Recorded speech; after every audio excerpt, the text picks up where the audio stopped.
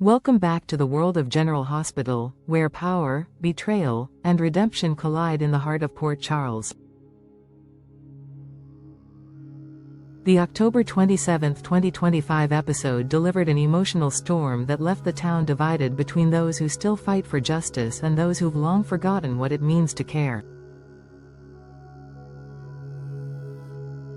On this unforgettable day, alliances crumbled, legacies were questioned, and the shadows of the Quartermaine mansion stretched farther than anyone could have imagined. The episode unfolded as a study of morality, how power corrupts, how guilt festers, and how truth, even when whispered, can destroy everything. It began with Laura, the steady conscience of Port Charles, standing against Drew, the man who once stood for reform but now seems consumed by bitterness. What began as a quiet confrontation turned into a public reckoning. Drew's political ambitions had long placed him in moral gray zones, but threatening the young and innocent, Danny and Rocco, crossed a line Laura could not ignore. Her words were not sharp for their volume but for their truth. She reminded him that power without compassion was just tyranny in a tailored suit. Drew's silence only made her fury sharper, for silence had always been his weapon, the cold, calculating pause that came before the next ruthless decision. Yet Laura was unafraid. She told him what no one else dared to, that his war with everyone around him was no longer about survival but ego. The scene was charged with emotional violence. Drew's face hardened, but behind his stoic expression, there was the faint flicker of guilt, or perhaps recognition that Laura's words struck the very nerve he'd tried to numb.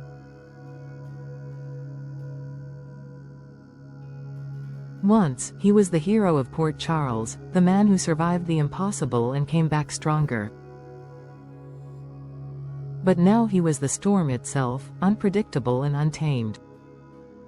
Laura saw it in his eyes, the hunger for control that had replaced empathy. And when she turned away, the air shifted, as if the moral balance of the town tilted slightly back toward righteousness. Then came Ronnie, the woman who had inherited more than just Monica's mansion. She inherited the moral compass of a family that had lost its direction. When Drew offered to buy the estate from her, it wasn't business, it was possession. To him, it was about reclaiming a past he felt denied, a legacy he believed he was owed. But Ronnie saw through him. She had seen too many men in Port Charles try to turn grief into greed, redemption into power. Her decision to deny him the mansion wasn't about money, it was about integrity. She told him, not with venom but with conviction, that he didn't deserve to live under the same roof that once represented healing, love, and second chances. To her, Monica's home wasn't a monument to privilege, it was a symbol of everything Drew had forgotten. The confrontation between Ronnie and Drew wasn't explosive in the traditional sense, it was a quiet devastation. The echo of Monica's legacy hung between them. Drew's ambition, once noble, had soured into obsession. And in refusing him, Ronnie didn't just protect Monica's memory, she reignited it. She reminded Port Charles that the Quartermaines weren't defined by their wealth, but by their humanity, something Drew had long buried beneath political ambition. As he walked away from the mansion, his shadow stretched across the threshold like a curse, a promise that this fight was far from over. Later that evening, the tone shifted. Ronnie and Laura, two women shaped by loss and survival, found themselves together in reflection. The firelight in Monica's study flickered softly as they reminisced about the woman who had shaped so many destinies. Laura spoke not in reverence but in honesty, acknowledging Monica's flaws as much as her virtues. It was a rare moment of truth, the kind that makes forgiveness possible. Ronnie listened, the weight of her sister's memory pressing on her shoulders. Gratitude filled her eyes as she thanked Laura for not turning Monica into a saint, for telling the truth about the woman she had once both loved and resented. For the first time in a long while, the mansion felt alive again, not haunted, but healing. Yet even as they smiled, both women knew peace in Port Charles was always temporary. It was only a matter of time before another storm arrived. That storm had a name, Sonny Corinthos. Across town, the Metro courthouse pulsed with tension as he crossed paths with Christina, his daughter, and two men whose presence turned the air electric, Marco and Sidwell. Sonny, ever the calculating patriarch, immediately sensed the danger. Sidwell, a man of influence and ruthlessness, had declared war long ago, and the battlefield was now everywhere, the courthouse, the streets, even family dinners. Sonny's warning to Marco was not just a father's caution but a mobster's prophecy. He told him, in no uncertain terms, that Sidwell would destroy everything he touched, including his own son's future. But what Sonny didn't know, and what made this scene so haunting, was that Marco had already chosen his side. Beneath the calm exterior, Marco was a ticking time bomb. His mother's death had shattered him, and every polite smile hid a vow for vengeance. While Sonny saw himself as the protector, Marco saw him as just another man standing in the way of truth. His plan to expose Sidwell's corruption was dangerous, even suicidal, but grief had stripped him of fear.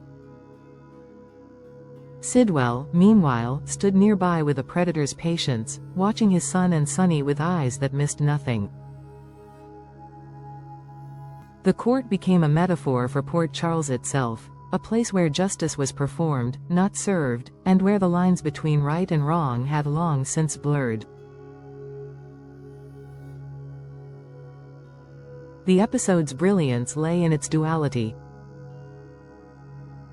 Laura and Ronnie represented conscience and courage, the women who still fought for decency in a city that had forgotten the meaning of it. Drew and Sonny represented power and control, men who once fought for others but now fought only to maintain their image. And between them all were the innocent, the children, the grieving, the ones who would pay the price for choices they never made. Port Charles was no longer a city of heroes and villains. It was a city of survivors, each clinging to their version of truth. As the night deepened, Laura sat alone on the steps outside the mansion, her mind racing. She knew Drew's descent wasn't over, it was only beginning. The look in his eyes earlier had reminded her of another man she once knew, another friend lost to ambition. Port Charles had seen this pattern too many times, men breaking under the weight of their own importance, women forced to clean up the aftermath, and the next generation learning too soon that innocence is a luxury.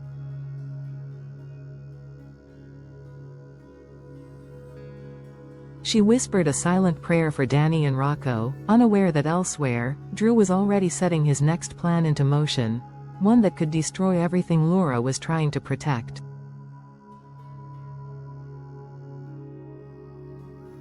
Meanwhile, Sonny returned to his penthouse, the city lights flickering below like restless spirits. The war with Sidwell had reached a dangerous new phase. It was no longer about territory or money, it was about legacy, about which man would shape the moral spine of Port Charles. For Sonny, every move was personal. Sidwell had taken too much, manipulated too many, and Sonny's patience was nearing its end. Yet for all his threats and bluster, there was something tragic about him, a man who wanted peace but only knew how to wage war to achieve it. Christina's worried expression at the courthouse had pierced him in ways he didn't want to admit. The more he fought for his family, the more he risked losing them. Back at the hospital, Ronnie stared at Monica's portrait, the flicker of candlelight dancing across her face. She thought about the choices that had brought her here, the lies, the regrets, the grudges that never healed. Laura's words replayed in her mind, "Truth doesn't redeem us, it just frees us to choose differently next time." Ronnie wasn't sure she believed that, but she hoped it was true. Tomorrow, she would have to face Drew again.